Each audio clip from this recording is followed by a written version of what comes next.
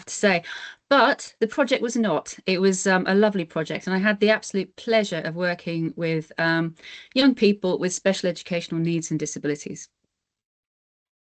Okay, everyone needs a bit of research inspiration, and this is my son James. He's 21 now. He's autistic.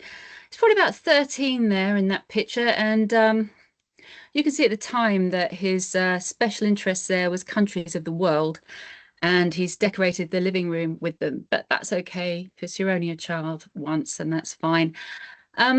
James isn't the reason that I studied psychology, but he has informed all the research I've done since. So that's my master's research and the period I spent as a research assistant before I started the PhD. And here he is again. I've just included this because I like it, shows his personality.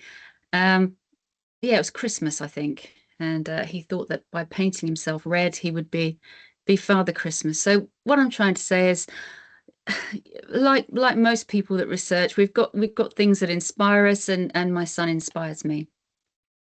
So I'll be covering my PhD research today. I'll keep it to half an hour. Okay. The title of my thesis, School-Led Nature-Based Learning Outside of the School, exploring the perspectives of young people with learning disabilities who attend a special educational needs and disabilities secondary school. Very quick background. Government recognises outcomes for children and young people with SEND can be poor. It's not always poor, but it can be poor. Learning outside in nature has a long history. I'm not going to go into it. We don't have time, but there are enormous benefits that have been well documented in well-being, broad areas, physical, mental health, engagement, and even academic improvement. Teachers know this. The problem is that the research is not focused on kids with SEND. What there is tends to consider them as a sort of offshoot as a main study, particularly kids or young people of secondary school age. Not only that, the information is not gathered from the young people themselves. There are challenges with that. So they're usually gathered from outsider perspectives. So that's teachers and parents, and there's nothing wrong with that, but it does go against the United Nations Convention on the Rights of a Child, which states that young people have the right to, have a say in the things that are important to them. And, regarding education, this would be policy and practice.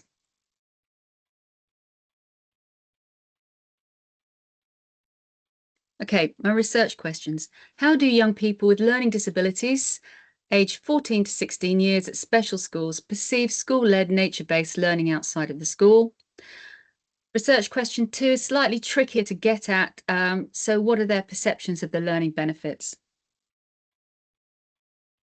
My participants are all at a special educational needs school, secondary school, 9 of them in total, 7 of whom have autism. Bear in mind that they are at a special educational needs school, so they have significant challenges in communication and behaviour. Also things they can do very well, but bear in mind that they are at a special school. So where is outside for them? Well, they're lucky enough to live on the coast, so this means that they can get into a minibus, go down to the sea. They also live near an area of outstanding natural beauty, so they can also access that. But really, the place where they really do access their outdoor learning, it is on site. They're very lucky. They have about an acre of grounds to access, and they do this every day. So this is one part of the outdoor learning area at the school, and it's Fire Pit Corner. And this was an area they were kind of charged with making their own throughout the time that I was there. Okay, participatory methodology. This is not doing research on the young people, but including them in it. So this means active engagement of them in the research process from start to finish as much as possible, given their challenges. So they contribute to, rather than take part in the research.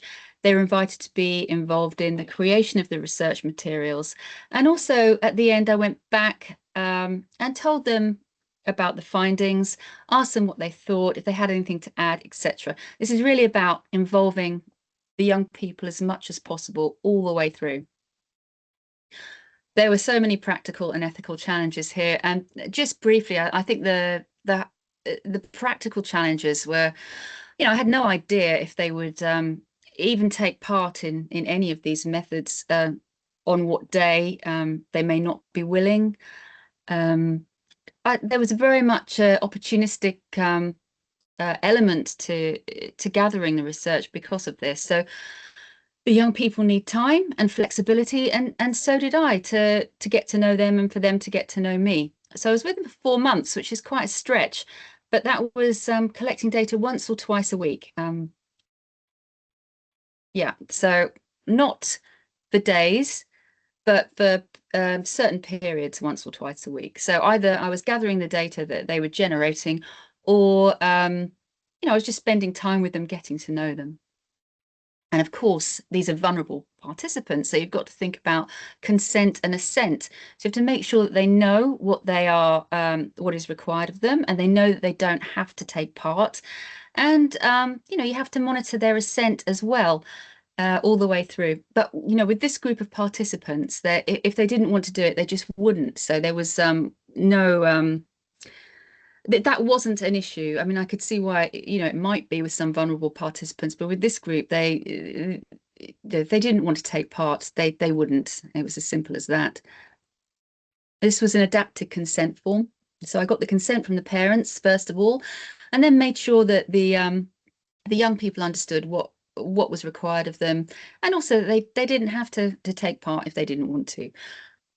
The parents were all keen for the voices of the children to be heard. They're all keen on the project, and the young people, because they really enjoyed the outdoor learning sessions, they were all really willing to take part as well.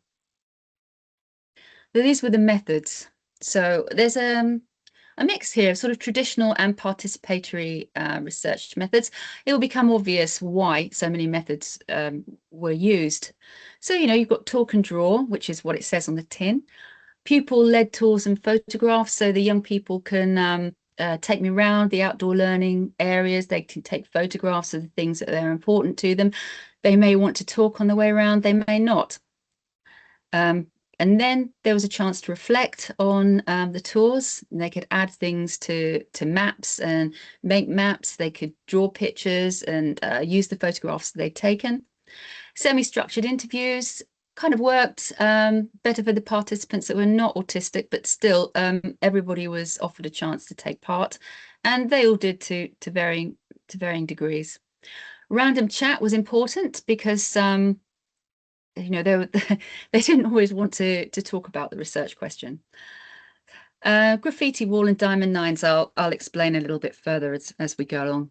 But the methods are all part of a mosaic approach. Now, a mosaic approach was developed by Alison Clark as a way of talking to really young children, and it's supposed to sort of build up a living picture of the lives of these kids and play to their strengths, because these methods are not all reliant on the spoken word.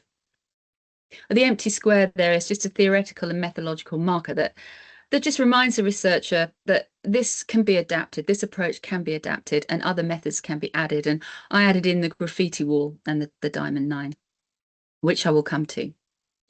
Principles for adaptation: the view of the child as an expert in their own lives. Tools that play to the participants' strengths rather than mine. I have a background in quantitative research. I have a master's in neuroscience, a background in psychology. I had to come to grips with different research methods quite quickly. A willingness to construct a platform of communication for the children and adults to construct meaning together. Methods. Quite a nice cartoon, I think. Talk and draw. I didn't want to lead them on at all, so the questions were all open. Can you draw me a picture of your learning outside? Can you tell me about it and what's important to you? So these questions are open questions and not leading. So there was variations in ability here with the talking and drawing. Therefore, there was a wide range of methods and opportunities to get involved. This is one child, Ben, who talked about the tool shed and talked about the jobs that he did that were practical in nature. Tom, I thought Tom's drawings were fabulous, actually. Look at them all having fun toasting marshmallows around the campfire. The friends. And this is Bruce. Now, you don't know this, but I know that this is Bruce potting plants in the polytunnel. Um, so this is kind of a very I want to show you their varying sort of abilities, really. Bruce found drawing very difficult, but verbally he was one of the least challenged. So I got quite a lot from him in other ways. So you can see why the mosaic approach is used, builds up a picture and tries to play to the strengths of each individual child. But this method was really actually quite good. Pupil-led tours and photographs. They could all do this. They could all take photographs. They all took me around their outdoor learning areas and they all took photographs of things that had meaning to them. Now, some wanted to talk about the photographs, some didn't. They all took part very competently and in varying degrees of haste. So some of them were sort of quite slow and deliberate, others were dashing around. But what was quite interesting is they all limited themselves to around 7 photographs, 7 or 8 photographs. I didn't ask them to limit the amount of photographs they took, but they did. They all did that. So I was quite confident that this was a decent method, and this did get at the things that were important to them. Bruce was very much occupied with the shed. He very much felt himself as the expert here, the one that was telling the teachers and the other children what to do. So the child is expert. You've got very much going on with the shed here. Ben's photos were all full of movement. To give them a chance to reflect on this, I cut out the pictures for them, or actually rather they cut them out. And what they did then was make a map. They were invited to either elaborate on these photographs, draw pictures, elaborate in whatever way they wanted to do. And what was interesting that I noticed was that they put them in order. I didn't ask them to do that, but they put them in order of preference. And this was something I was able to sort of harness at a later method to try and get an idea of their priorities. This is David's map. You can see he's referenced Peter there. Peter's the outdoor learning lead, and everybody referenced him in one way or another. Very much part of the outdoor learning environment. And the importance of Peter and the class teacher cannot be underestimated here. They played an enormous part in making sure this all goes well for the children. Semi-structured interviews. Like I said earlier, it worked better for non-autistic participants. Some questions were asked and then expanded upon if unwilling. If unwilling, this was respected. There was no pressure to do this. But what was nice is that we used their outdoor learning scrapbooks as a way of for them to reflect on it and not to feel too much pressure from me sort of asking them direct questions. They could look at this as they were going along, and that did work quite nicely. Couple of quotes. Being in the garden keeps me calm and happy, and I've learned skills, and it helps to show me the work demonstrating what I need to do. Random chat was really important.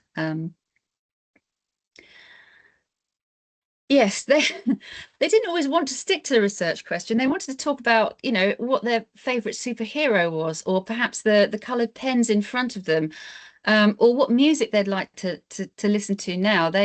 So really I had to take advantage of when they wanted to talk to me, not when I wanted to talk to them. Sometimes they were willing, sometimes they were not. But like I say, I was there for quite some time, and over the course of that time, I did manage to gather what was needed for the project. But this was quite an interesting method. I realized that, we were approaching the end of the data collection. There was about 3 weeks left, and they really hadn't said anything negative at all. And I wanted to make sure they had the opportunity to do that. So they created this thing called the graffiti wall. And then they created their post-it notes as well. All of those things they've got there that they've stuck up, they created those. They hung it in the classroom. And it was left up for 3 weeks. It was for them to add their thoughts and feelings as and when they wanted to, when I wasn't there, and to say negative things if they wanted to do that. Sort of reduces the power imbalance and gives control to the participants, because, I'm presenting myself as a friend, but I'm still an adult, and you have to take that into account. So there was time to think, there was no pressure, and they could add to this as and when they wanted to, when I wasn't there. That's quite nice because it did fill up in the 3 weeks. I've just said all that. Last, well, the second research question, what were their perceptions of the learning benefits? Well, I can't ask them that directly. They probably would not, well, they wouldn't be able to give me an answer really. So, but what I could do is take the learning benefits from the perceptions they've already given. So I already have the things that they've said. So I'm going to pull out, well, I did pull out 9 statements that reflected after conversations with them how they feel, what they feel benefits them when they're learning outside in nature. What do they feel the benefits are? Um, what do they feel they're getting from this? How is it helping them to learn? Basically, this is what we need to learn, what we need to know. And to get at their priorities, again, we go back to the thing that they can order things. They like ordering things. It's something they can do quite naturally. So this is what we did. So you've got the priorities at the top, the things that are the most important, and then, lesser as we go down. And what was really interesting is I can focus on task came in the top 3 from all of them and in the top for the majority. So these are all things that help me learn when I'm learning outside in nature. And I can focus on task was a big one. So this method sort of helps you find out what's important to them, what their priorities are. This is Elke's. Also put I can focus on task, and then various other statements on the way down. So reflexive thematic analysis. We're not looking at cause and effect here, and yeah, we're not looking at numbers.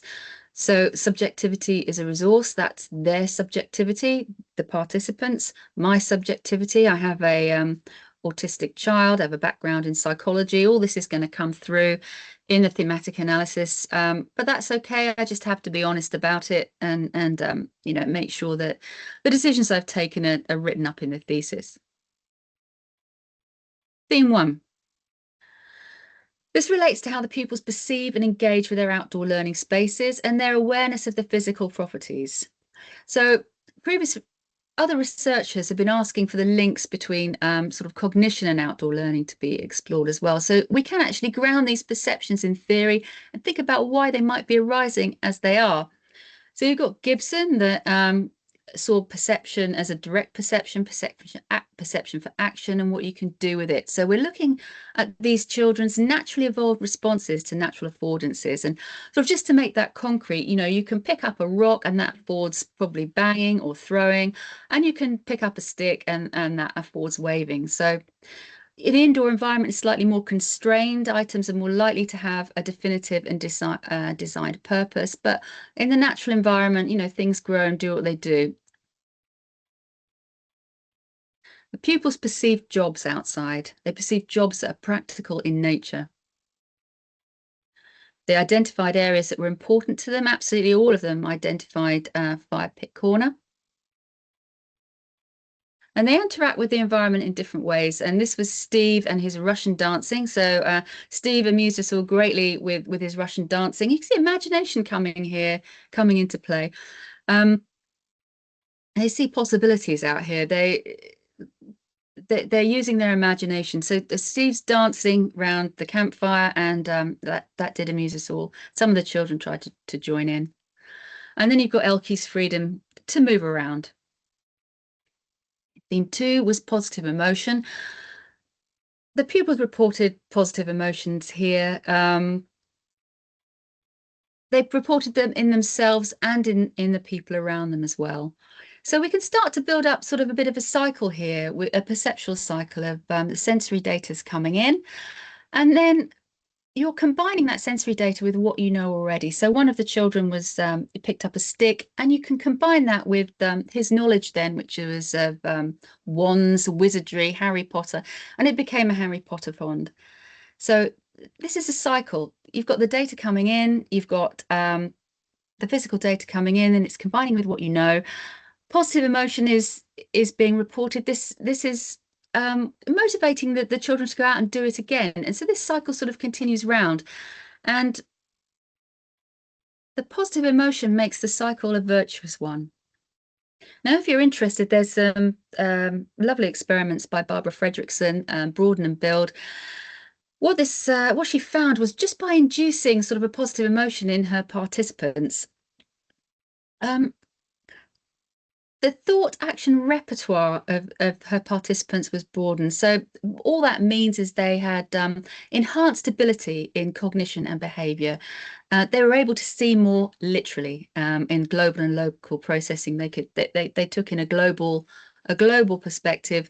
Um, they broadened out. They saw more possibilities, a greater openness to information in the outside world. So this cycle then continues, and it's a virtuous one because it's positive, and outdoor learning seemed to generate this virtuous cycle in the children.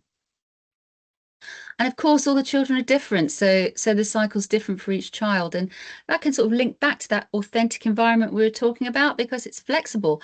Each child has things that they desire and find fun, and the physical environment outside has the flexibility to facilitate this. So you can see that not only are they talking about the things they do outside, they're talking and drawing about the things they would like to see out there, the things that they would like to do and see. So you've got creativity coming in, you've got imagination. That there were no flamingos in the outdoor learning area, but it was important to Tom to sort of reference this. Taylor, you can see here there's a musical instrument there. That's a cello. And when she went outside, what she would do is she would make musical instruments from the twigs and the leaves.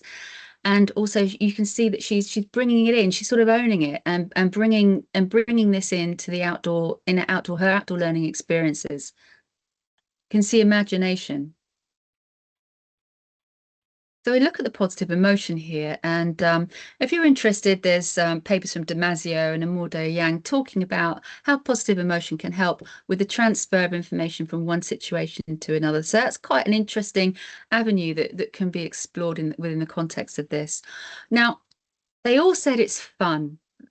That was one of the things that came out from this. Absolutely all of them said it was fun. And as fun means different things to us, it means different things to them. So Mike had a rather more intellectual idea of fun than Stan, and Bruce's idea of fun was the teachers leaving him alone out there to finish the job.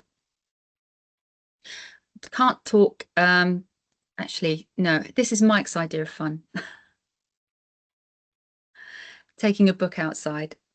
So I'm not going to say too much about fun, but I'm part of a research group in Wales that called Rumpus that explores the links between fun and learning. So if you want to check that out, please do. But I'll just leave you with, if the absence of fun is bad, it must be important. So think for a moment about what life would be like without fun. Going back to the cycle, if we flip it the other way, if they experience a negative emotional state, they're not going to be broadening and building anymore. They're going to narrow down and reject information. So I saw it in the classroom from three of the participants. They would bang their heads on the table when they experienced, negative emotions. I didn't see that outside. It doesn't mean it didn't happen outside. It's just I didn't see it. So this is a total rejection of the outside world. Something nasty happens, the cycle darkens, we tunnel down, emotions now negative. So there's no broadening out and there's no building of resources. It's just anger and fear. Going back to my son, he's always outside. And due to him being outside at every opportunity, I was expecting positive responses from the young people. But what's the payoff? What's the payoff for these kids? One theory is attention restoration theory. This just posits that, when we're outside, our senses recalibrate, less stress, heart rate slows, concentration and creativity are enhanced, and our directed attention is given a break because soft fascination captures our attention effortlessly. And soft fascination can be crunching of the leaves underfoot. Let's think the wind in the trees, a babbling brook. So nature allows attention to wander freely. So this could well be what's happening with these children when they're outside. Their directed attention is given a break. 4 components to this: mental distance from everyday demands, soft fascination that I've just spoken about allows for reflection and sense making. And the quality of the environment has to be familiar so they don't feel confused or out of place. And they've got to want to go out there. You know, they've got to want to be in that environment. Theme 3, metacognition. They perceive themselves as competent out there. So this is outside the cycle. They're looking in. And it's feeding the cycle, it's providing motivation. And that's really answering research question 2. What's the learning benefit? Well, it's their perceived competence, and it drives this cycle onwards. So the young people engage with the physical world as it generates this positive emotion, and perceived competence. They perceive themselves as doing well out there. So you've got David doing his jobs happily and competently. Another theory very quickly, self-determination. So we're talking about the type of motivation here, not how much motivation. So these children, you know, they're doing it because they want to. They're out there because they like it. They value it. And of course, when people are more autonomously motivated, their performance is greater. Feeding into their basic psychological needs. This is DC and Ryan, by the way. I should have mentioned the theorist. Competence, feeling effective and competent and confidence, relatedness, care by each other, for each other, and autonomy. They're doing these things voluntarily. What are they learning? Well, they're taking risks safely, and they're learning about time, empathy. They're learning that seasons changed. They're learning that you know, the cycle of life. They're learning about a day's work. They sort of go out and do jobs, and they take breaks and they go out and do more jobs. They're learning more. They're learning a lot. They're learning a lot about life.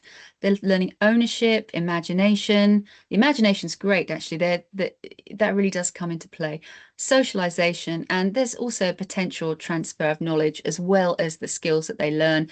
They can take those skills and, you know, with their positive emotion, perhaps apply them somewhere else. In their words, this is how they're feeling: relaxed, calm, satisfied, happy, and cheerful. Final words from Taylor. The flowers are blooming, and the garden is like an orchestra of flowers that perform beautiful colours. And you know, I think that's lovely, really. And I think it sort of sums up the project. The children are taking the space, they're making it their own, they're using their imagination, they're broadening their attention. And this is just AI generated an orchestra of flowers, just for fun. So that's what it looks like. Quick thank you to my supervisors, thanks to the students, thank you to the school, the class teacher, and the outdoor learning lead. And that is the end of my talk, and I really hope I didn't go on for too long.